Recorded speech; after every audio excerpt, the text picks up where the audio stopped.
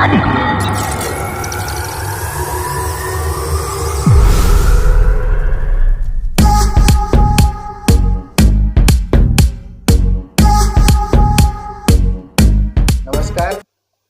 पुन्हा एकदा राजीव गांधी सोशल मीडियावरती आपण आलेलो आहोत आणि आज आमच्या सोबत आझाद समाज पार्टीचे महाराष्ट्र प्रवक्ते माननीय किरण भाऊ गुर्दे हे आलेले आहेत. तर त्यांचं खूप खूप स्वागत. धन्यवाद. आज किरण भाऊ गुर्देंचा वाढदिवस आहे. तर किरण भाऊ गुर्दे, तुम्हाला वाढदिवसाच्या हार्दिक शुभेच्छा. धन्यवाद. किरण भाऊ, आंबेडकरी चळवळ आणि लोकसभा 2024 याच्यावरती आपण काही चर्चा करणार आहोत. तर लोकसभा 2024 मध्ये माननीय बळवंत वानखडे जे महाविकास आघाडीचे उमेदवार होते, त्यांना आपल्या पक्षातर्फे आझाद समाज पार्टीतर्फे पाठिंबा देण्यात आला आणि आपण त्याच्यासाठी काम पण केलं आणि ते निवडून पण आले. परंतु या प्रोसेसमध्ये जर आपण बघितलं असेल की आंबेडकरी चळवळीचे काही कार्यकर्ते माननीय आनंदराजे आंबेडकर किंवा वंचित आघाडीचे जे उमेदवार होते यांना सपोर्ट करण्यासाठी कुठेतरी प्रेशराईज करण्यात आलं होतं आणि त्यांना ज्यांनी पाठिंबा दिला तर काही पार्टींचा उद्रेक झाला. म्हणजे आपण असं म्हणू की त्याच्या पक्षाच्या पदाधिकाऱ्यांनी सुद्धा पार्टीच्या विरुद्ध जाऊन बळवंत वानखडेंना सपोर्ट केला किंवा मदत केली. तर याविषयी तुमचं जनमत काय किंवा तुमचं मत काय आहे की आंबेडकरी जनतेने किंवा पदाधिकाऱ्यांनी का निर्णय घेतला असेल? नाही, जनरली काय आहे की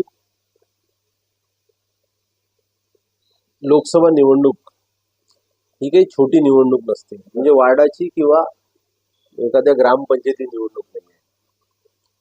लोकसभेच्या निवडणुकीमध्ये 6 विधानसभा येतात आणि त्याच्यामध्ये कसं असते की जो पक्षाचा उमेदवार असतो तो 2 विचारधारेचा असतो. जसं अमरावतीमध्ये एक विचारधारा होती बीजेपीची, एक होती त्याच्या विरोधातली म्हणजे गांधी मुवमेंट किंवा आंबेडकर मुवमेंटची विचारधारा होती. समजा त्याला आपण सेक्युलर शब्द वापरतो जनरली. 2014 मध्ये आणि 2019 मध्ये याच राष्ट्रवादी काँग्रेसनं नवनीत भाभीला तिकीट दिलं होती, तेव्हा सुद्धा आम्ही त्यांचा विरोध केला.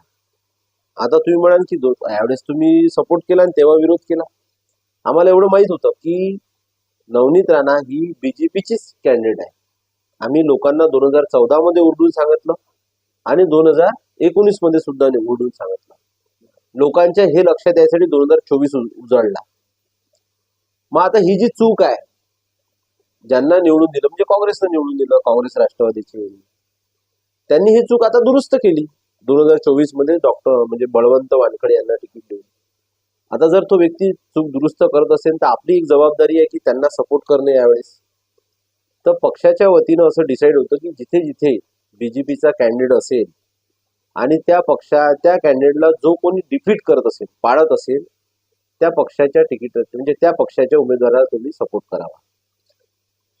वंचित बहुजन आघाडीवर जे आनंदराजे आंबेडकर उभे होते त्यांचा सुद्धा आम्ही सर्वे केला होता आणि त्यांना सुद्धा आम्ही सपोर्ट केला होता एक वेळेस. आणि त्यांचं असं म्हणणं होतं की महाविकास आघाडीची तिकीट मला भेटणार आहे. आणि आम्हाला एवढं लक्षात आलं होतं किंवा लोकसभा इलेक्शन असल्यामुळे एक असा पक्ष पाहिजे, एक असा उमेदवार पाहिजे की जो बीजेपीला पाडू शकते. आणि ते आमच्या असं लक्षात आलं की काँग्रेसनं दिलेलं जे बळवंत वानखडे आहे एक रसायन, हेच नवनीत राणाला पाडू शकते. म्हणून आम्ही खुल्या मतानं वंचित बहुजन आघाडीला न पाठिंबा देता किंवा बाबासाहेबांचे नातू आनंदराज आंबेडकर यांच्या विरोधात जाऊन असं समजून घ्या, आम्ही बळवंत वानखडेचं काम पण केलं आणि पाठिंबा दिला. आता हे झालं इलेक्शनचा भाग. परंतु जेव्हा आंबेडकरी मुवमेंट किंवा आंबेडकरी चळवळीमध्ये जे पक्ष होते आणि त्याच्यामध्ये जे कार्यकर्ते काम करत होते, तुम्ही जे म्हणत की जो उद्रेक झाला, कारण की त्यांनाही लक्षात आलं होतं की लोकसभा लढणं काही साधं सिंपल काम नाही. तिथे तुम्हाला पैसाही लागतो, कार्यकर्ताही लागतो. आणि मी तर म्हणतो थोडंसं प्रॅक्टिकल जाणं आवश्यक आहे. ज्या पक्षाकडे एकही नगरसेवक नाही, ज्या पक्षाकडे जिल्हा परिषदेचा सदस्य नाही, ज्या पक्षाकडे पंचायत समितीचा सदस्य नाही, 6 विधानसभेमध्ये तुमचा एक आमदार नाही, जिल्हा परिषदमध्ये तुमचं वलय नाही, म्हणजे नगर परिषदमध्ये नाही, तर तुम्ही सत्तेचे काबीज कसे व्हाल? फक्त भावनिक होऊन थोडी चालणार आहे. भावनेच्या भरात जास्तीत जास्त 20,000, 50,000, 60,000 लोक जातील. पूर्ण समाज भावनिक होत नसतो. असं जर असतं तर बाबासाहेब पडलेच नसते तेव्हाच्या काळामध्ये. रासोगी कधी पडलेच नसते. पण ते तर सतत रडले ना. तर भावनिक होऊन चालत नाही, थोडं काम पण करावं लागतं. तर साहजिकच त्यांना असं वाटलं की नवनीत भाभींनी जे कास्ट सर्टिफिकेटचा जो मुद्दा होता तो समाजाच्या जिवारी लागला होता, की बा आमच्याच रिझर्व्ह सीटवर दुसरा बाहेरचा व्यक्ती येऊन खोटं जात प्रमाणपत्र बनवते आणि निवडून येते आणि शेवटी आम्हालाच आखे दिखाता, म्हणजे आम्हालाच डोळे दाखवतो.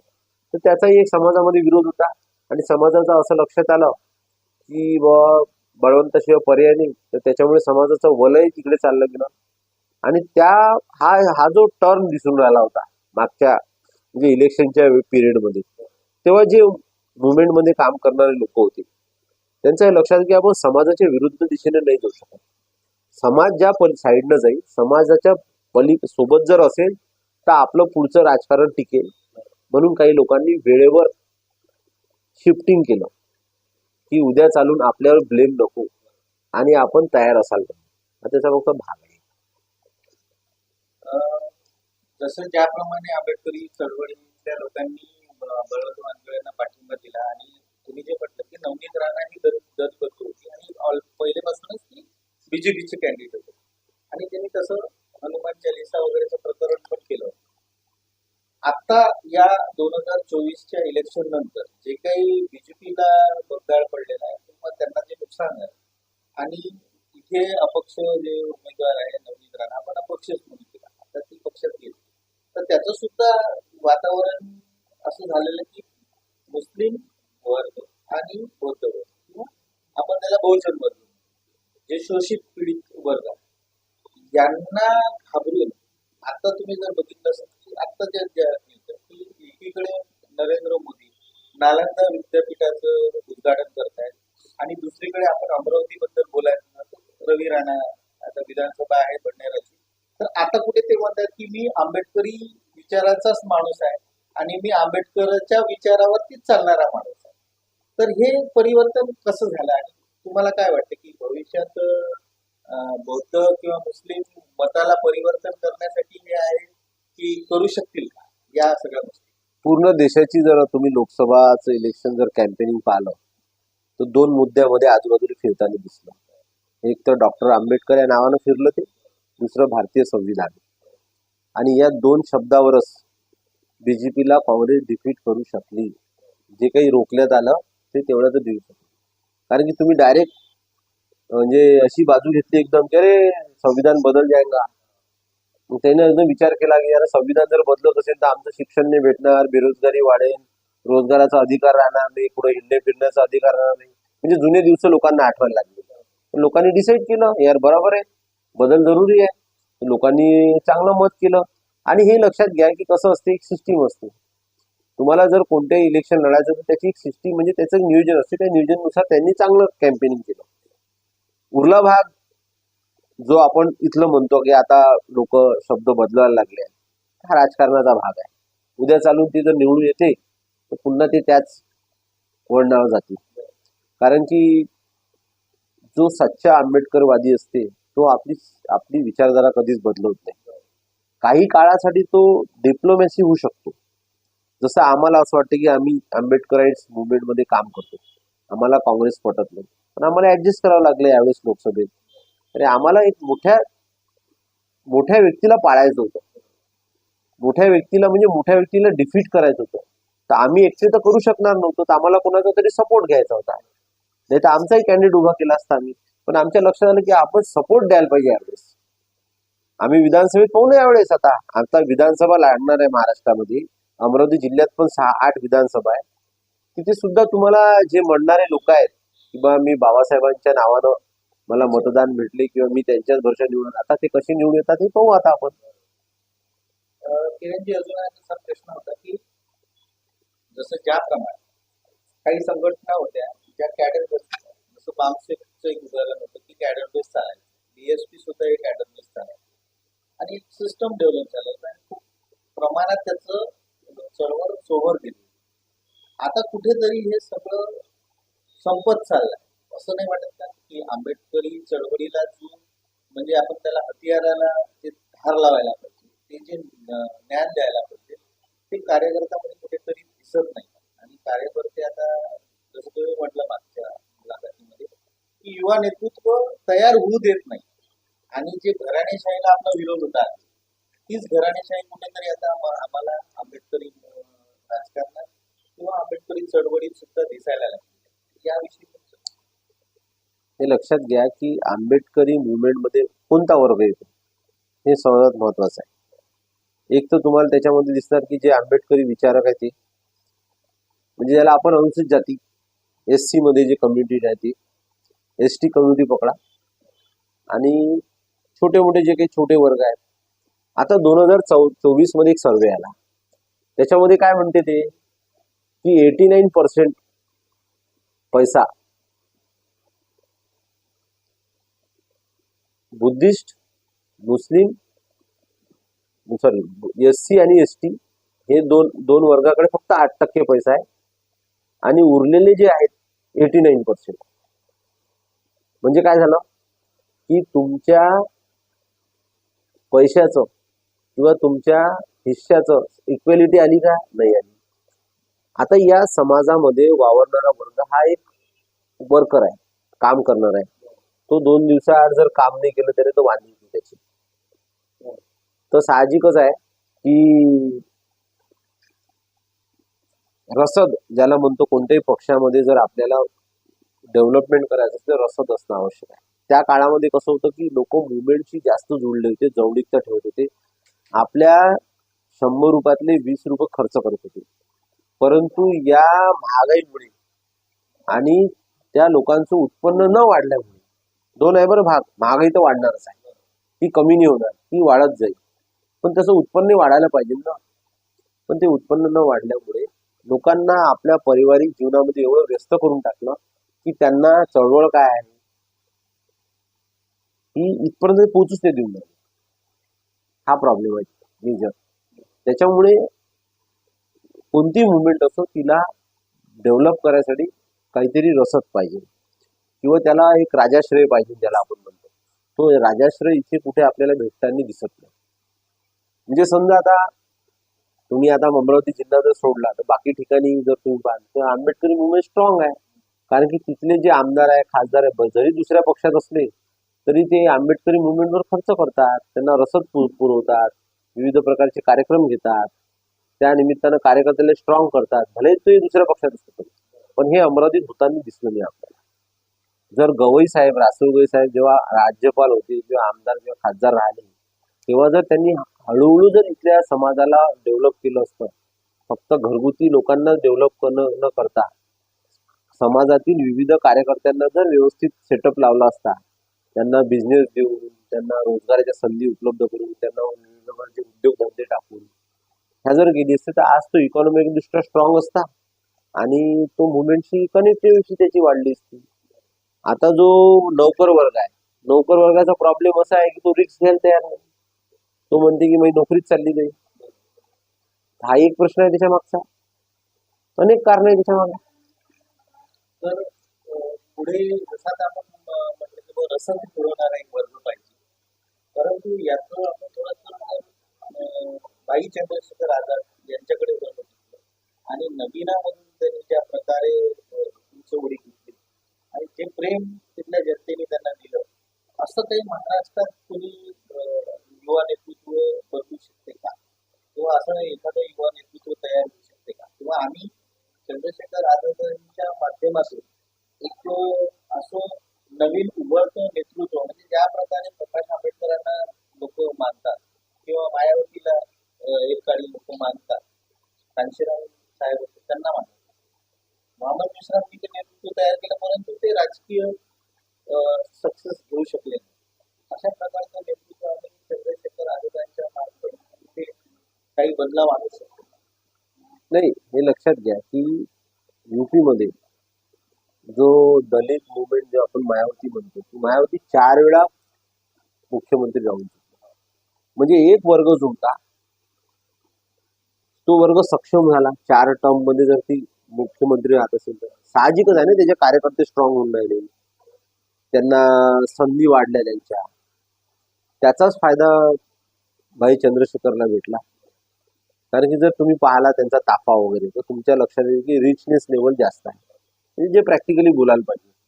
फक्त जे मायावतीचा जो मास मुवमेंट, जो मोबिलायझेशनचा पिक्चर होता किंवा ती बाहेर निघत नव्हती, भाई चंद्रशेखर ते धावून पळून निघून राहिले आणि रिक्वायरमेंट होती युपी मध्ये, म्हणून ती जनतेने उचलल्या गेली.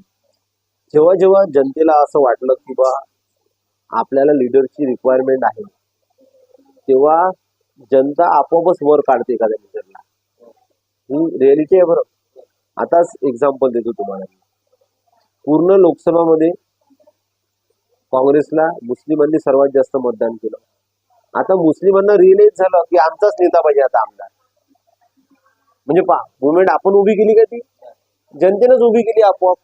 कारण लोकांना असं वाटवलं, जनतेला वाटत आहे, भलाई त्याच वर्गाला वाटत असेल की बा एक आम्हाला आमच्या समाजाचाच आता आमदार पाहिजे किंवा खासदार पाहिजे. म्हणजे त्यांच्यामध्ये कॉन्फिडन्स तयार झाला आधी की आमचं एवढं मोठा वोट शेअर असून सुद्धा जर आमचा एक खासदार नाही, आमदार नाही, तर आम्ही का बरं फ्रीमध्ये मतदान करायचं.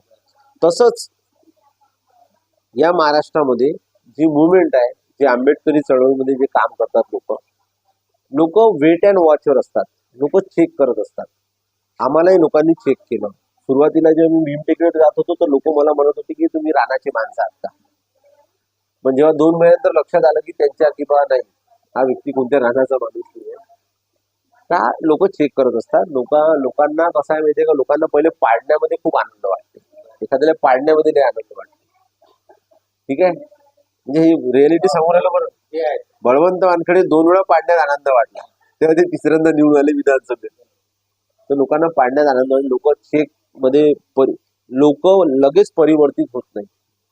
एक असा समाज आहे पुऱ्या इंडियामध्ये जो शीख समाज आहे, तो लवकर रिएक्शन चेंज मध्ये मुवमेंट मध्ये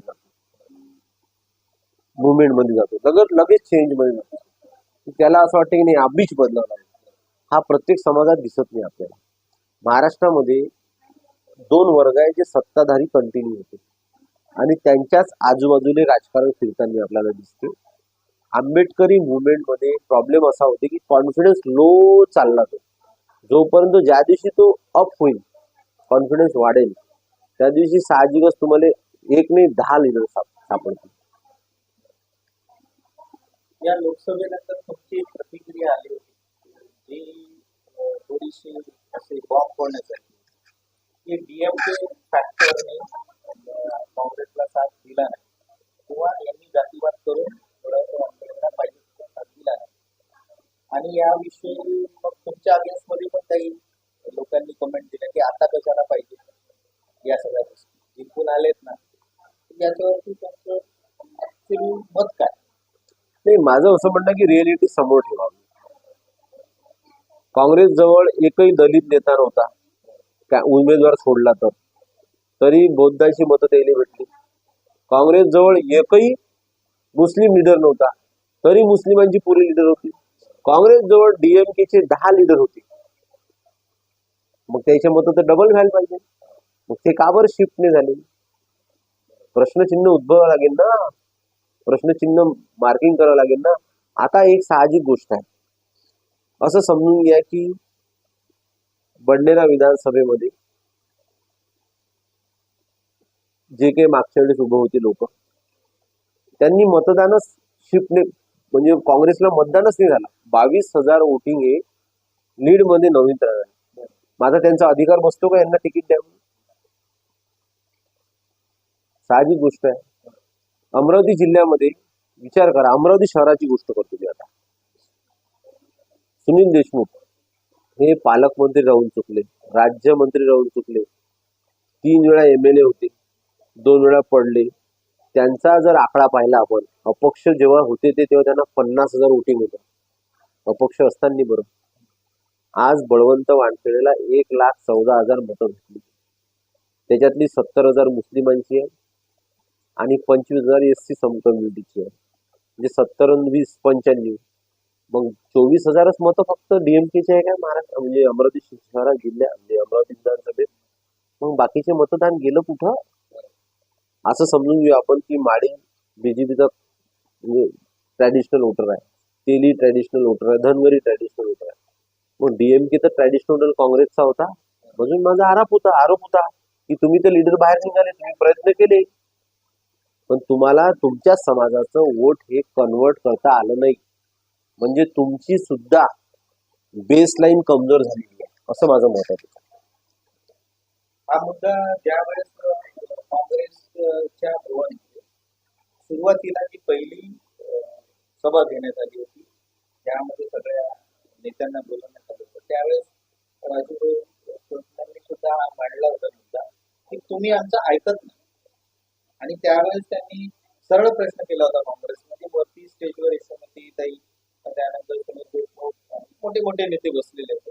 त्यावेळेस राजू चौकमले यांनी हा प्रश्न केला की तुम्ही आमचं ऐकत का नाही? माईक जर दिला आम्हाला बोलतोय तर आम्हाला इथे तुम्ही जे म्हणता की एक बहुजन चेहरा दिसत नाही, म्हणजे दलित नेता दिसत नाही, त्यानंतर एक मुस्लिम चेहरा पण दिसत नाही. तर हे या पातळीवरती त्यावेळेस मुसलमानांनी सुद्धा आक्षेप घेतला होता आणि बौद्धांनी पण घेतला. परंतु तुम्ही जे म्हटलं ही अटीतटीची लढाई होती आणि आम्हाला परिवर्तन पाहिजे होतं. कोणालाही बौद्ध किंवा मुसलमानांना नवनीत राहणं पाहिजे होतं, कारण की तिने जो उद्रेक केला हनुमान चालीस, म्हणून यावेळेस अपमान सुद्धा पचवण्यात आला. आणि म्हणून बौद्धांनी जे प्रयत्न केले नसते किंवा मुसलमानांनी जर प्रयत्न केले नसते तर यावेळेस तुम्हाला काय वाटतं, बळवंत वानखेडे आले असते? अरे मी तर म्हणतो की काँग्रेसच्याच काही लिडरनं डिसाईड केलं होतं की बळवंत वानखेडे आले नाही. तेवढे हुशार आहे, सत्ताधारी लोक आहेत ते. हे तुम्हाला सांगतो, राजकारण साईडने ठेवा, सामाजिक जे चेंज पाहिजे सर्वात पहिल्यांदा तर या देशामध्ये राहणारा सर्व व्यक्ती जो आहे भारतीय असला पाहिजे. भारतीय म्हणून त्याची गणना केली पाहिजे. आपण हा देशमुख, हा कुणबी, हा पाटील, हा बौद्ध, हा मुस्लिम आणि हा खालच्या जातीचा हा वरच्या जातीचा, हा आपल्या समोर कसा जाईल, हा कसा खाली राहायला पाहिजे, याच्यातच आपण गुरफटलो आहोत. आणि याचाच फायदा बीजेपीने घेतला. आज बीजेपीकडे जो ओबीसी वर्ग का वळती झालाय की त्यांना चांगल्या मोठ्या पदावर घेतलं, मोठ्या मोठ्या पदावर घेतलं. जरी त्यांनी मुस्लिमांना आणि बौद्धांना जवळ नाही केलं, पण जो मायक्रो ओबीसी जो आहे तो सरळ सरळ जवळ केला.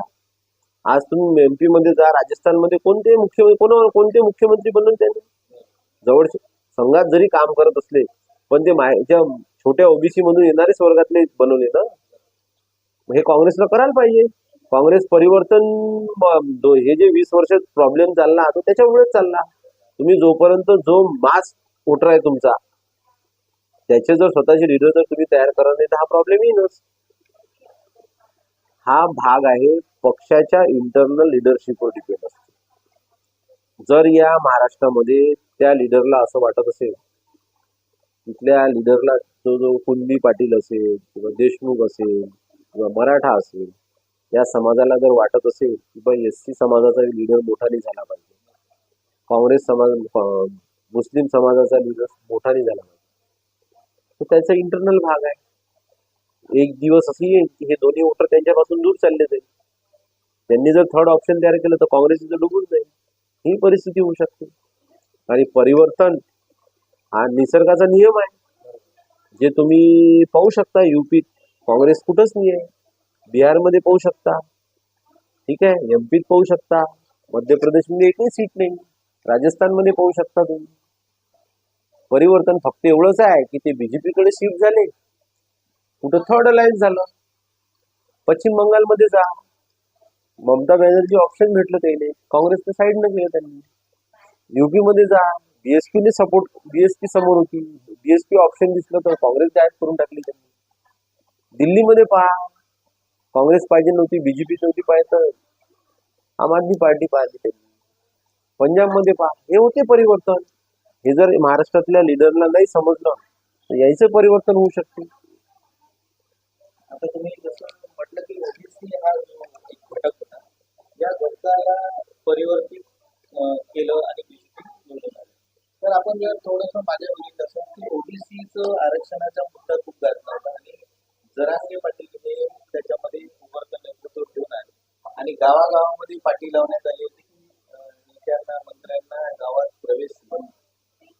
आम्हाला असं वाटलं होतं की हा जो उद्रेक आहे, हा उद्रेकाचा फायदा कुठेतरी काँग्रेस कॅश करेल, परंतु ते तसं चित्र दिसलं नाही.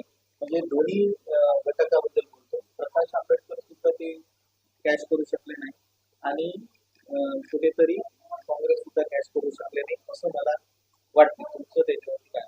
माझं असं मत आहे की जरांगे पाटलाचं जे मुवमेंट चालू आहे ती समाजाला घातक आहे, स्पेसिफिक मराठा समाजाला. ते 10 वर्ष मागं नेणार आहे. त्याचं एक्झाम्पल देतो मी. महाराष्ट्रामध्ये मुवमेंट झाली नामांतराचा लढा. त्या नामांतराच्या लढ्यातून जनतेला काय भेटलो? रोजगार भेटला, उत्पन्नाची साधनं वाढली त्याची. बाबासाहेबांचं नाव लावल्यानं त्या मराठवाडा विद्यापीठाला जनतेचा काही फायदा झाला, तिच्या शिक्षण स्वस्त झालं, बरोबर आहे. आता जे रिझर्वेशन मागून राहिलेले, आज तर तुमचं सत्तेत दोन्ही आहे, बीजेपी आहे सत्तेत, सेंटरमध्ये आहे, स्टेटमध्ये पण आहे. मग अडचण कुठे येऊ राहिली तुमची? हे फक्त समाजाला बायपास करायचं षडयंत्र आहे. जरांगे हा एक पपेट ज्याला म्हणतो आपण, तो उभा केलेला दिसतो आणि समाजाच्या मूळ मुद्द्याला साईडला केलेलं दिसतं. जो मराठा समाज आहे, त्या मराठा समाजाचा एक वर्ग जर सोडला, काही पर्सेंटेज, आज मराठा समाजाचे सर्वात जास्त खासदार आहे या 48 मध्ये. मग तुम्ही त्याच्या पलीकडे त्यानं पुढाकार घ्यायला पाहिजे ना. परंतु जरांगे पाटलाला समोर करून मराठा समाजाचे ऍक्च्युअल प्रश्न जे आहेत, त्याचा प्रश्न काय झाला आहे की जे तेव्हा 10 म्हणजे 2 पिढ्या अगोदर ज्यांच्याकडे 50 एकर शेती होती, त्याचे 2 लेकरं झाले, 25 झाली, 25चे झाले 12, 12.5 आणि 12.5चे झाले 5.5-6 एकरावर आले. ते आता 3 एकरावर आले. तर हे जे ती सिस्टीम आहे, आज त्याचं असं वाटतं की आता शेतीशिवाय पर्याय नाही त्याच्याजवळ, आणि शेती झाली छोटी, उत्पन्न झालं कमी. त्याचा परिणाम त्यांच्या म्हणजे त्यांच्या लाईफस्टाईलवर झाला. शासनानं उलट रिझर्वेशन तर त्याला द्यायला पाहिजे असं काही माझं मत नाही. माझं म्हणजे विरोध तसा नाही आहे, पण रिझर्वेशनची एक चौकट असते. सत्तेत दोघे जण आहे तुमच्या, तर ते कधी होऊ शकते. त्यासाठी आंदोलन करायची गरज, सत्तेत काय पाठवलं आपण. परंतु जरांगे पाटलांनी फक्त एकच मुद्दा न घेता, जर त्यांनी इतरही जे मुद्दे घेतले सोबत, उत्पन्नाचं साहित्य कसं वाढवायचं, त्या शिक्षण कसं वाढवायचं, त्याचं वसतिगृहाचा विषय, रिझर्वेशन त्याच्यामध्ये, हे तर सध्या पॉलिटिकल स्टंटबाजीच चालू आहे. लोकसभा झालं, लोकसभेमध्ये काहीच नाही बोलायचं, लोकसभा संपली तर पुन्हा उपोषण बसायचं, उद्या विधानसभा लागेल, पुन्हा आपलं घर धोपटी बनलं घरी घेऊन जाईल. म्हणजे बरोबर इलेक्शन आलं का तुम्ही मैदानात या आणि इलेक्शन संपलं की मैदानाच्या बाहेर जा, बरोबर आहे. हा विषय आहे. पण तुम्हाला हे आजही सांगतो मी, मग इथे काँग्रेस असो का बीजेपी असो, ओबीसीलाही न्याय देऊ शकत नाही आणि मराठ्यालाही न्याय देऊ शकत. जोपर्यंत इथे आंबेडकरी झेंडा, आंबेडकरी विचाराचे लोक येत नाही, तोपर्यंत या दोन्ही समाजाला की कोणताच पक्ष न्याय नाही देऊ शकत. ही काळ्या दगडावरची रेट आहे बरं. 10 वर्षानंतर सुद्धा माझ्या इंटरव्ह्यू पाहत मी जे बोललो ते सत्य राहील. तर मी मागच्या 10 वर्षाचा अनुभव घेतला. 2000 तिसरं टर्म लागलं. जर सत्तेत जर बीजेपी असून सुद्धा जर मराठा आणि ओबीसीला न्याय नाही देऊ शकत, तर त्या मग काय काँग्रेसमध्ये आल्यावर सत्तेत न्याय देणार आहे का? तर हे जरांगे पाटील असो, हे ओबीसी असो, हे फक्त पॉलिटिकल स्टंटबाजी असते. कोणत्या पक्षाला म्हणजे फायदा घ्यायचा आहे तर त्याच्यानुसार. आता तुम्ही म्हणता की बा आणि आपले वंचितवाल्यांनी त्याचा सपोर्ट म्हणजे फायदा घेतला नाही, तो वोटरच नव्हता ना मराठा द्यायचा, फायदा काय सांगायला. पहिलेपासूनच वोटर नव्हता. ओरिजिनल वोटर तो कोणाचा आहे? काँग्रेस राष्ट्रवादीचा. मग तो त्याचा फायदा होऊ शकत नाही. ओबीसी तसंच आहे. ओबीसी कोणाचा होता? राष्ट्रवादी, काँग्रेस, बीजेपी. शिफ्ट होऊ शकत नाही, कारण तो समाज शिफ्ट करायला तयारच नाही ना, स्वतःला परिवर्तन करायला तयार नाही. ज्या दिवशी त्यांनी म्हणजे मराठ्यांनी ओरिजिनल शिवाजी महाराज सोडला, माळी ओबीसी जो वर्ग आहे त्यांनी जेव्हा महात्मा फुल्यांना सोडलं, आणि ज्या दिवशी आंबेडकरी मुवमेंट बाबासाहेबांना सोडेल, तेव्हा या दोन वर्गाची गत आपल्यासारखी म्हणजे आपली सुद्धा यांच्यासारखी गत. तर आता भविष्यामध्ये आंबेडकरी चळवळीच्या कार्यकर्त्यांनी किंवा लोकांनी युवा नेतृत्व कसं तयार करावं याच्याबद्दल काही तुम्ही बोलू शकता का? म्हणजे तुमचं वैयक्तिक मत त्याच्यामध्ये काय? नाही, आता कसं आहे की माझ्या डोक्यामध्ये तर खूप सारे प्लॅन्स आहेत, पण कसं असते की स्टेप बाय स्टेप जाणं आवश्यक आहे. पहिल्यांदा मला स्वतःला प्रूफ करायचं आहे का बा मी एकटा जर बाहेर निघालो आणि मी लोकांमध्ये जर काम करत असेल लोकांच्या मध्ये, आणि लोकांमध्ये मलाही चेक करावं लागेल ना स्वतःला. इलेक्शन लढणं हा एक वेगळा विषय आहे, पण स्वतःला खरंच लोक आपल्याला लाईक करतात की लोक फक्त आपल्या बाहेरूनच, म्हणजे वाढदिवस असला विश करणं मग नंतर नेलं, अशी परिस्थिती नसली पाहिजे. एक आहे एक सिस्टीम बनवणार आहे आपण त्याच्यामध्ये. तर नॅशनल लेवलवर माझे दोन एक चांगले जवळचे लोक आहेत की ते अशा एक प्रकारचं ट्रेनिंग देण्याचं काम, म्हणजे 10-10 दिवसाचं, जे आंबेडकरी किंवा बहुजन वर्गामधला जो एक वर्ग आहे ज्यांना असं वाटतं की पॉलिटिक्समध्ये आपल्याला इंटरेस्ट आहे, यायला पाहिजे, तर त्यांना आपण 10-10 दिवसाचं ट्रेनिंग देण्याची तयारी दर्शवणार. पण आता नाही, ही विधानसभा झाल्यानंतर, कारण की तो एक पिरियड लॉंग पिरियड आहे. ट्रेनिंग देत देत जवळपास तुम्हाला त्याच्यामध्ये 1000 ते 2000 असे कार्यकर्ते तयार करावे लागले, आणि तो पिरियड लांब असल्यामुळे तो आपण नंतर घेणार. आता जसं तुम्ही म्हटलं की विधानसभेच्या नंतर आपण हा सगळा गोष्टी करू. तर येणाऱ्या बडनेरा मतदारसंघामध्ये तुम्ही उमेदवारी दाखल करणार आहात. तर आधीच्या आम आदमी पार्टीमध्ये आणि आझाद समाज पार्टीमध्ये तुम्हाला काय फरक जाणवतो काम करताना? ते फरक काहीच नाही, हे मला लक्षात घ्या. इथं तेव्हाही आम आदमी पार्टी काहीच नव्हती आणि आझाद समाज पार्टी काहीच नव्हती. ज्या ज्या पक्षात मी गेलो तो पक्ष उभा झाला, ह्या तर माझा कॉन्फिडन्स वाढलाय. म्हणजे म्हणजे माझ्यात जर आहे कुवत तर मी कुठेही पाणी काढू शकतो. उरला विधानसभेचा विषय, तर म्हणजे विधानसभा लढणंच हे इम्पॉर्टंट नाही आहे, परंतु स्पेसिफिक समाजाचं प्रतिनिधित्व असणं आवश्यक आहे. त्याच्यामुळे म्हणजे का फक्त आपण जे आताच म्हटलं की आपण त्या फक्त मतदान करायचं काम करायचं काय, त्याच्यासाठी आपण बडनेरामध्ये लढणार आहोत. परंतु अजून मी काही ते डिक्लेअर केलं नाही, म्हणजे ओपनली तयारी चालू आहे, पण ओपनली अजून डिक्लेअर केलं नाही. कारण की जोपर्यंत मी जनतेच्या मध्ये जाणार नाही, स्पेसिफिक बहुजन वर्गामध्ये जाणार नाही, आणि त्यांची जर रिक्वायरमेंट असेल का मी उभं राहायला पाहिजे, तर मी उभा राहील. जर त्यांची रिक्वायरमेंटच नसेल, त्यांना जर तो ऍक्सेप्ट असेल दुसरा व्यक्ती, तर मला उभं राहायची काय गरज आहे. रिक्वायरमेंट जर असेल तर आज मला बाहेरून तर दिसून राहिलं की समाजाला रिक्वायरमेंट आहे, पण अजून एक सर्वे करणार आहोत आम्ही. ते 1 जुलैपासून त्याचा प्रोसेस सुरू होऊन जाईल. 15 दिवसाचा सर्वे राहील पूर्ण बडनेरा विधानसभेमध्ये, स्पेसिफिक SC आणि मुस्लिम समाजामध्ये. आणि तो सर्वे झाल्यानंतर मी तुम्हाला सांगेन की मी त्या दिवशी लढणार की नाही लढणार. तर किरणजी, शेवटचा प्रश्न की जसं आता आपण बोललो की तुम्हाला माहिती आहे की आझादीचं जे आंदोलन होतं किंवा ही जी आंबेडकरी जनता आहे त्यांनी ज्या मुद्द्यावरती बळवंत वानखेडे यांना सपोर्ट केला होता तो डॉक्टर बाबासाहेब आंबेडकर चौक आणि त्याच्या स्मारकाची जागा हे आता विवादास्पद आहे. तर त्यामध्ये तुम्हाला माहिती आहे की आपण या आंदोलनामध्ये सुरुवात होता सगळ्यांचा समावेश आहे.